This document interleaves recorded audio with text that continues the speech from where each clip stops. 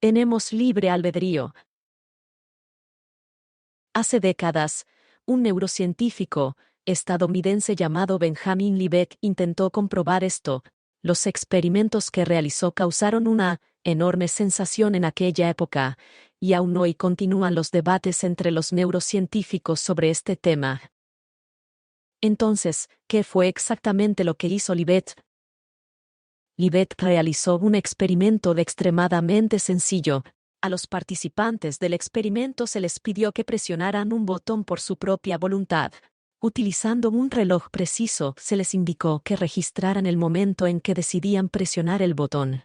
Asimismo, también se registró el momento exacto en que realmente lo presionaban. Libet hizo, además, otra cosa.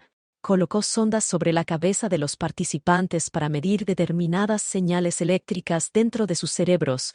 Estas señales indicaban que el cerebro se estaba preparando para realizar una acción física.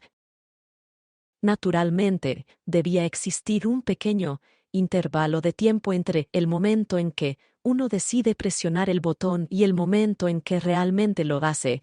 No hay nada extraño en ello. Nuestro cuerpo necesita un poco de tiempo para convertir la decisión de la mente en una acción. Lo sorprendente fue que, incluso antes de que los participantes decidieran conscientemente presionar el botón, su cerebro ya estaba preparándose para esa acción. Eso fue lo que mostraron las actividades eléctricas medidas mediante las ondas. Esto dio origen a muchas preguntas. ¿Cómo podía el cerebro prepararse para la acción antes de que los participantes decidieran presionar el botón? ¿O acaso esa misma actividad cerebral era la que impulsaba a los participantes a tomar la decisión? Si eso fuera cierto, significaría que los participantes no habían actuado realmente por libre voluntad, tal como creían. Este experimento dio lugar a numerosos debates y nuevas teorías. Muchos científicos lo consideraron como una prueba de su teoría, de que el libre albedrío no existe en absoluto y de que todo está completamente impulsado por causas, aun cuando el propio Libet confirmó que los participantes eran capaces de cambiar su decisión inicial en el último instante. Los debates no se detuvieron. El libre albedrío es uno de los temas más discutidos entre los neurocientíficos. Ellos sienten que, si aceptaran algo así, abrirían la puerta a teorías del tipo el diablo dentro de la caja. Es decir, sería como aceptar que existe alguna fuerza misteriosa, más allá del cerebro que gobierna nuestra mente. Sería como aceptar que detrás de todas nuestras acciones existe una conciencia o un alma. Sería como aceptar la existencia de algo no físico. Eso le equivaldría a perforar la sólida fortaleza de la ciencia, porque la ciencia no acepta ninguna idea semejante. Como alguien que también piensa filosóficamente, tengo una postura algo diferente sobre este asunto. No veo el libre albedrío como algo binario, como algo que simplemente existe o no existe, sino más bien como un continuo de posibilidades. Este continuo incluye objetos inanimados, seres vivos, seres humanos y el caso límite final de esta serie. Permítame explicarlo. Tomemos como ejemplo un ventilador. Puede moverse o permanecer quieto. También puede cambiar la velocidad de su rotación, pero solo puede hacerlo cuando alguien enciende o apaga un interruptor o gira el regulador. Por sí mismo no puede hacer nada. Este es un ejemplo claro de ausencia total de libre albedrío. Ahora observemos un animal. También se mueve, come, busca pareja y hace muchas otras cosas. No existe allí ningún interruptor físico que lo impulse a hacer todo eso. El animal es impulsado por sus instintos naturales o por los químicos segregados en su cerebro y su cuerpo. Dentro de ese marco, muestra libre albedrío. Es decir, posee una forma limitada de libre albedrío. Ahora tomemos el ejemplo de los seres humanos.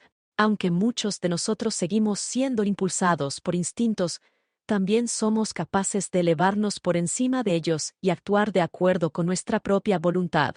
Cuando sentimos hambre, no nos abalanzamos sobre la comida como un perro. En cambio, pensamos si es correcto comer la comida que tenemos delante. Muchas cosas controlan nuestra decisión. Esa comida es nuestra. ¿Es este el momento adecuado para comer? Esa comida es buena para nuestra salud, etc. Aunque podamos involucrarnos en la acción, nuestras acciones no son completamente descontroladas.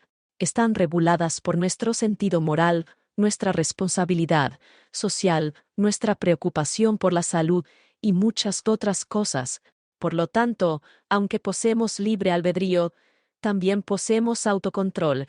Y este autocontrol es también otra forma de libre albedrío. Puede elevarse por encima de las restricciones físicas que gobiernan a un objeto inanimado o de las presiones instintivas que dirigen a formas inferiores de vida. Vayamos todavía más lejos. Observemos a un monje. Para alcanzar su meta final de iluminación espiritual, lucha contra todos sus instintos básicos, soporta toda clase de dificultades y avanza con firmeza por el camino que ha elegido.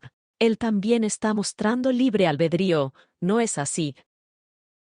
Pero él también está atado a su creencia, en algún estado espiritual supremo, y a su deseo de alcanzarlo.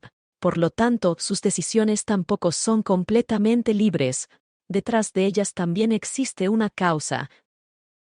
Tal vez hayan oído hablar de muchos misioneros que renuncian a todos los placeres mundanos con el único objetivo de propagar su religión. Abandonan su patria, eligen vivir una vida ascética en un país desconocido y continúan esforzándose en su camino. Pero algunos de ellos, al ver la pobreza y el sufrimiento de la gente, sienten que su corazón se derrite, olvidan su objetivo inicial y comienzan a servir a esas personas sin ninguna agenda religiosa. Superan todas las causas que los mantenían atados y toman una decisión propia. Y aún así, no fue precisamente la compasión dentro de ellos lo que los llevó a tomar esa decisión. En la India existe una tradición de Nishkama yogis. Ellos no poseen intereses personales ni agendas religiosas. Tampoco están impulsados por la compasión. Trabajan únicamente por una razón, el deber. Ese profundo sentido del deber se convierte en la causa del camino que eligen. Así, en todos estos ejemplos, siempre existe alguna causa detrás de la elección aparentemente libre. Pueden imaginar a alguien haciendo algo sin ninguna causa. Probablemente eso no sea posible. Pero aquí ya hay un punto sutil que quizá no hayan notado. En el caso del ventilador, la causa era física. En los animales, era química. En los seres humanos comunes, son las normas sociales y los valores aceptados.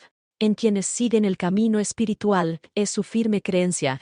En los trabajadores sociales, es la compasión. Y en los karma yogis, es un fuerte sentido del deber. Cada uno de ellos era impulsado por alguna causa, pero podemos ver que esa causa se mueve gradualmente desde lo burdo hacia lo sutil. En otras palabras, el libre albedrío mostrado por cada uno de ellos no era del mismo tipo. La causa detrás de esa voluntad existía en distintos niveles.